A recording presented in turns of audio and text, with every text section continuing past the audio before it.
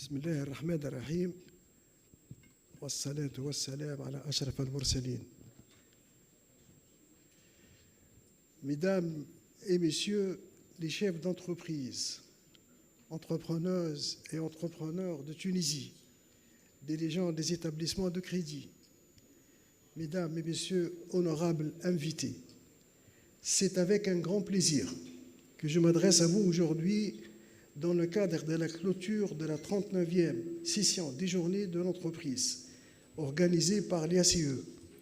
Et à cette occasion, je tiens à remercier vivement les dirigeants de cette institution pour leurs efforts et pour cette belle initiative d'organiser ce genre de rencontres depuis 4 décennies. Mesdames et messieurs, permettez-moi de commencer mon discours par un constat et une conviction. Le constat, c'est que notre pays ne manque ni de talent, ni d'idées, ni de projets. Ce qui manque, c'est un volume suffisant d'investissement et un financement mieux orienté vers l'économie réelle. Je ne sous-estime ni le degré d'incertitude, ni le poids de contraintes, ni les obstacles d'accès au financement. Mais je tiens à vous confier une conviction simple et forte. Nous ne redressons pas la trajectoire du pays sans transformer en profondeur notre rapport à l'investissement productif. Aujourd'hui, je ne souhaite pas vous parler uniquement des difficultés que nous connaissons tous. Je souhaite devant vous ouvrir un horizon, celui de l'investissement, de la confiance et du redressement durable. Si vous le permettez, mon intervention s'articulera autour de 7 axes. Je sollicite votre indulgence pour la durée, car l'importance et la complexité du sujet l'exigent. Ces 7 axes sont essentiels pour comprendre les défis, saisir les opportunités et tracer ensemble la voie de la transformation. Chers chefs d'entreprise, un taux d'investissement national qui plafonne à 16% du PIB, dont seulement 58% assurés par le secteur privé, reste insuffisant pour soutenir durablement la croissance, l'emploi et la modernisation de notre économie. La conviction, c'est que ce déficit peut être comblé si les chefs d'entreprise et les banques et la Banque centrale décident d'agir ensemble différemment. Mon propos aujourd'hui n'est pas de vous demander de prendre des risques inconsidérés, mais de vous inviter à prendre des risques intelligents, mieux partagés, mieux accompagnés. Investir plus et financer plus, ce n'est pas un slogan. C'est une condition pour préserver notre tissu productif, créer des emplois et donner et redonner confiance à toute la société. Cher public, je ne suis pas venu ici pour faire un cours de macroéconomie. Je suis venu vous parler très simplement d'un sujet vital. Comment, ensemble, entreprises, banques et banques centrales, nous pouvons remettre l'investissement au cœur de notre modèle de croissance et orienter davantage les crédits vers de nouveaux projets créateurs de richesse. Tout d'abord, il y a plusieurs constats. Constat numéro 1, nous n'investissons pas assez ni assez bien. Mesdames et messieurs, le secteur privé continue de faire face aux mêmes difficultés, sans évolution notable, malgré les efforts engagés. Il évolue encore dans un environnement où le financement reste majoritairement orienté vers la trésorerie plutôt que vers l'investissement. Sur la période 2022-2024, les crédits à court terme ont progressé d'environ 8,1%, contre 3,3% seulement pour les crédits à moyen et long terme, confirmant un biais persistant vers le financement des besoins immédiats au détriment des projets productifs. D'autres caractéristiques persistent. Aussi, il continue à peser sur la dynamique du secteur. D'abord, une préférence pour la consolidation des positions acquises plutôt que de prise de risque sur de nouveaux projets. Deuxièmement, une logique de survie de certaines structures plutôt qu'une dynamique de création de valeur et de croissance. Et troisièmement, une faible utilisation des lignes de crédit au profit des PME octroyées par des bailleurs de fonds étrangers. Malheureusement, un sentiment continue d'être partagé, que tout est difficile pour celui qui veut investir. Ce cercle doit être brisé. On ne sortira pas durablement de nos contraintes par la consommation, ni par la dette, ni par l'investissement, mais par l'investissement productif, par de nouveaux projets créatifs dans l'industrie, les services, l'agriculture, le digital, la transition verte, l'économie de la connaissance. Ce ne sont pas des titres de journaux, ça. Chaque conjoncture favorable, donc étendue, porte en elle des leviers d'action et des opportunités. Deuxième constat, une question de survie, pas seulement d'ambition. Mesdames et messieurs, nous vivons dans un monde de rupture. Rupture technologique avec la révolution numérique. Rupture énergétique avec la transition vers les énergies propres. Et rupture géopolitique et recomposition de chaînes de valeur. Dans ce monde-là, ne pas investir, c'est reculer. Le vrai risque aujourd'hui pour l'entreprise n'est plus de prendre de risques maîtrisés, mais c'est de rester immobile. Permettez-moi de vous poser quelques questions très directement. Combien d'opportunités d'exportation n'avons-nous pas saisies faute d'un investissement à temps? Combien de jeunes compétences ont quitté le pays faute de projets suffisamment ambitieux? Combien d'idées restent dans les dossiers parce que l'on finit par se convaincre qu'ici, ce n'est pas possible? Je veux vous dire le contraire. C'est possible, à condition de changer ensemble notre façon de faire. Aux chefs d'entreprise, présenter du projet bancable, transparent et ambitieux. Pour que le crédit aille vers de nouveaux projets, nous avons besoin d'une nouvelle génération de projets et aussi d'une nouvelle culture de l'investissement. Une culture de l'investissement, c'est la capacité d'un pays et donc des entrepreneurs à transformer l'épargne, les idées et le risque en actifs productifs. Des usines, des plateformes technologiques, des marques, des projets d'énergie, de logistique, de numérique, des équipes qualifiées. Pour un homme d'affaires, cela signifie trois choses très concrètes. D'abord, mesurer sa réussite non seulement au solde de son compte bancaire, mais à la qualité de son portefeuille d'actifs productifs. Ensuite, accepter le risque fait partie du jeu, mais qu'il peut être analysé, partagé, structuré, plutôt que simplement évité. Enfin, passer de la logique, je cherche l'opération la plus sûre et la plus rapide, à la logique, je construis étape par étape un patrimoine productif pour mon entreprise, pour ma famille et pour mon pays. Les expériences internationales sont claires. Dans les économies qui réussissent, les patrimoines privés ne restent pas figés dans l'immobilier ou les dépôts à vue.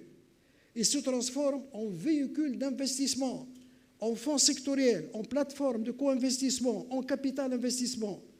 L'argent compte de devenir capital, d'entrer dans le risque de sortir du confort de court terme.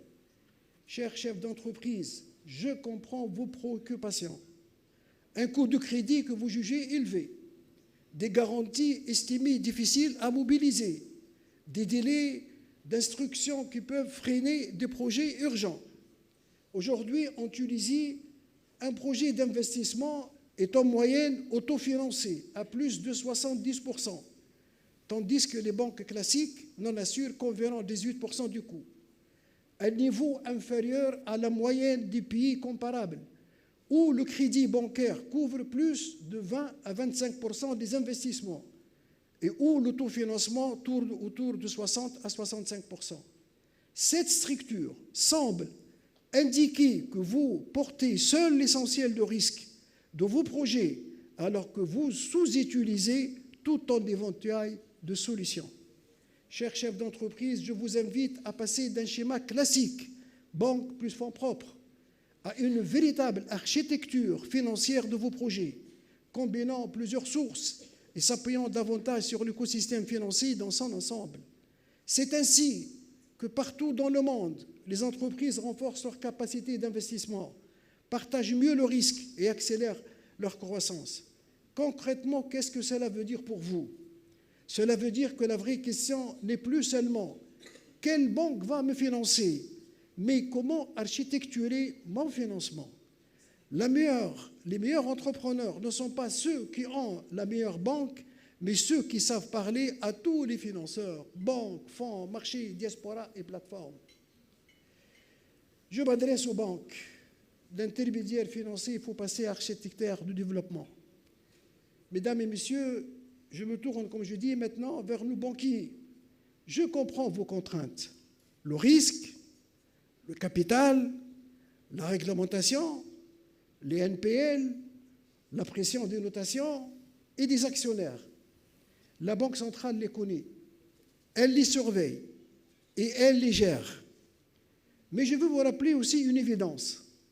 Une économie ne se développe pas sans banques qui financent courageusement l'investissement par un dialogue structuré et permanent avec les chefs d'entreprise afin d'identifier avec eux des solutions concrètes pour lever les contraintes qui entravent leur schéma de financement. Toutefois, nous ne pouvons plus accepter un dialogue à double sens, se transformer en dialogue de blocage. Lorsque l'on demande aux entreprises d'investir, elles invoquent le taux d'intérêt. Lorsque l'on demande aux banques d'accorder plus de crédit, elles invoquent les risques et les NPL. Ce schéma doit être dépassé. La Banque centrale est disposée à accompagner une reprise vigoureuse, mais saine, du crédit à l'économie, dans un cadre rigoureux, préserver la stabilité monétaire et financière, amélioration de la qualité du risque, priorité donnée au financement des investissements productifs, créateurs de valeur et d'emplois.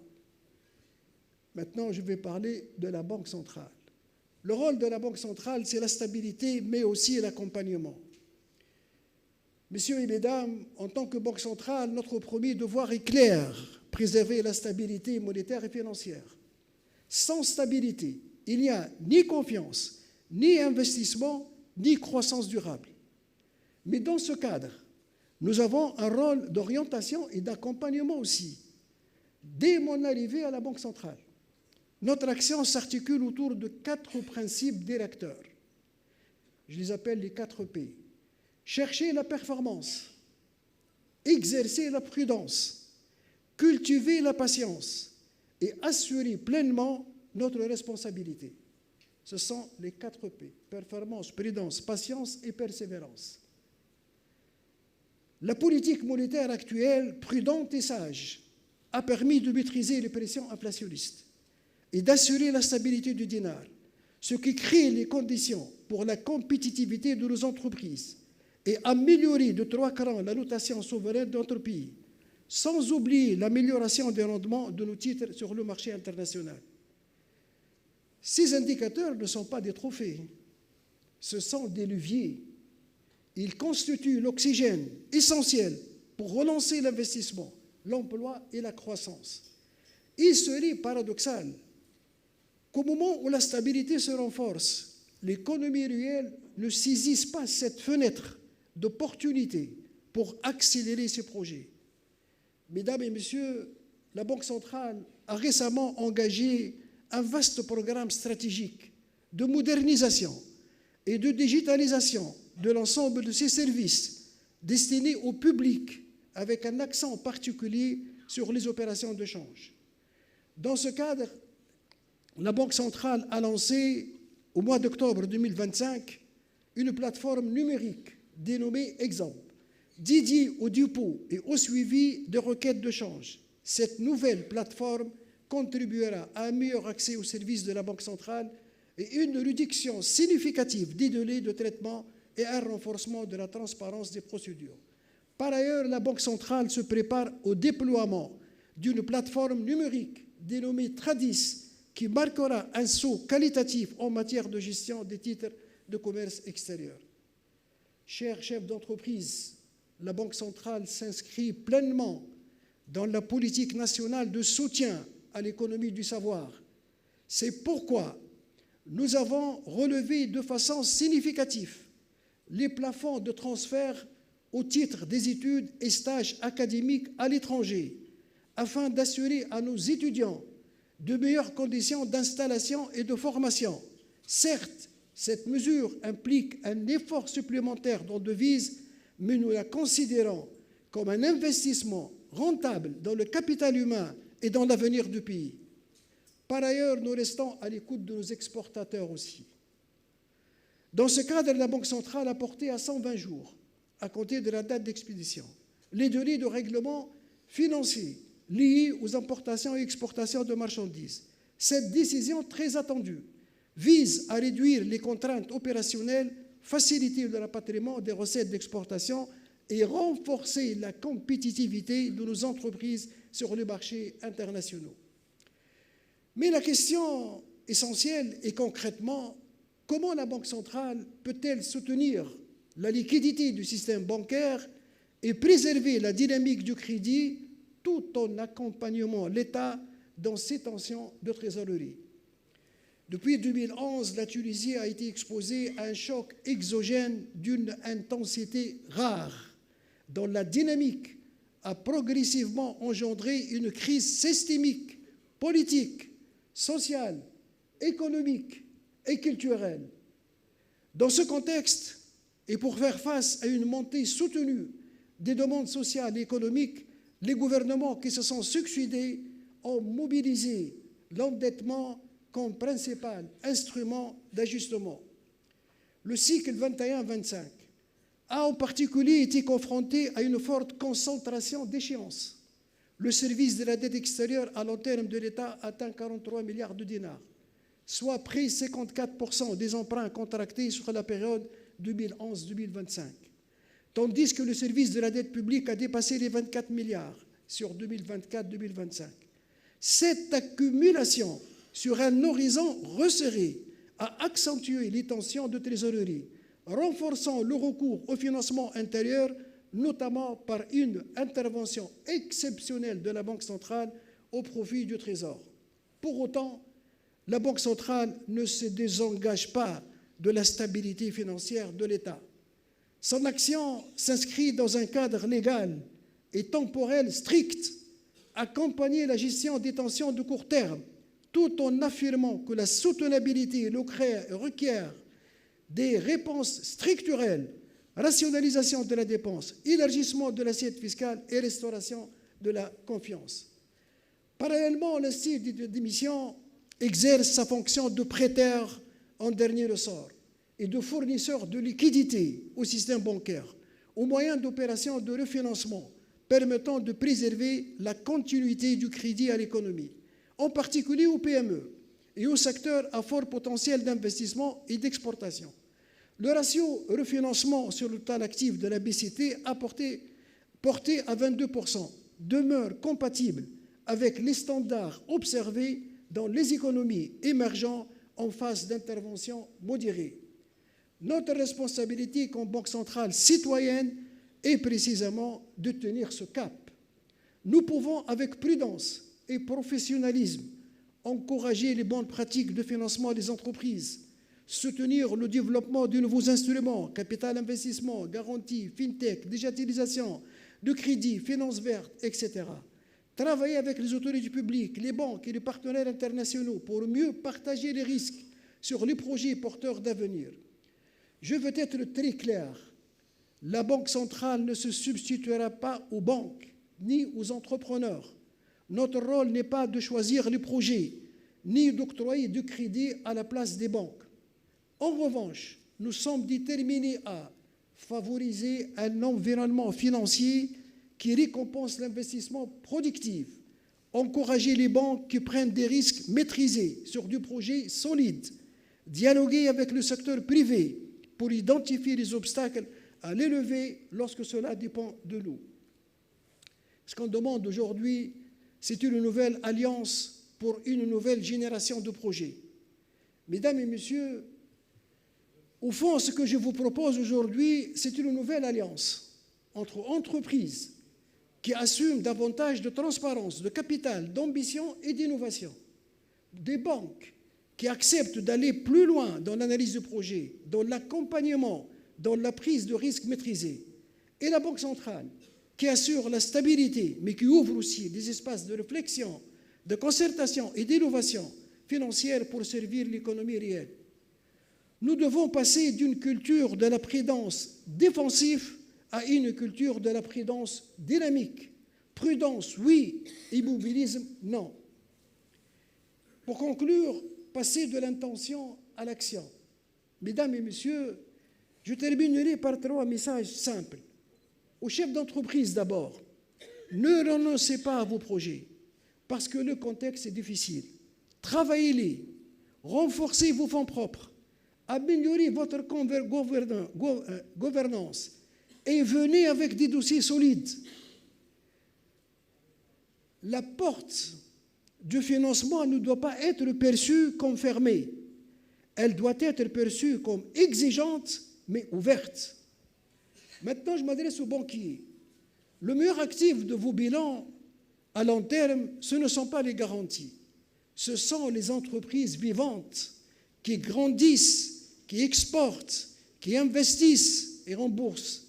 Osez financer plus de projets nouveaux, innovants, créatifs de richesse, dans un cadre rigoureux, bien sûr, mais moins défensif.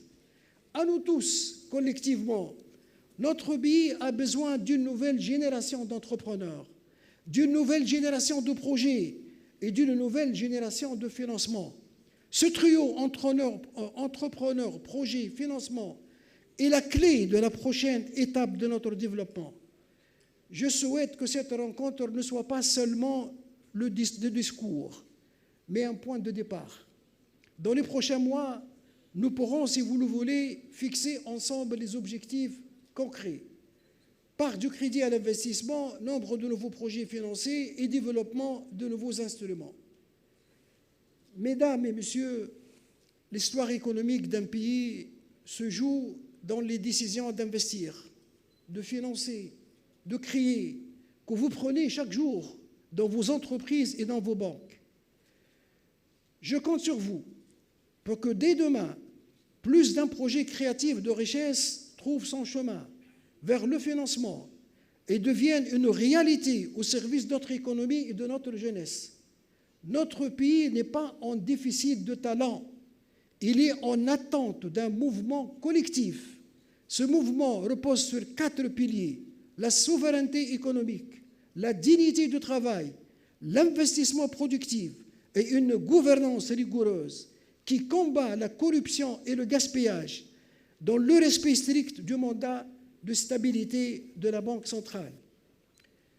Nous sommes prêts, nous comptons sur vous, car un pays comme le nôtre, fidèle à son ouverture, à son ancrage international et à sa souveraineté, se doit d'intégrer avec lucidité et détermination la nouvelle donne mondiale dans toutes ses dimensions.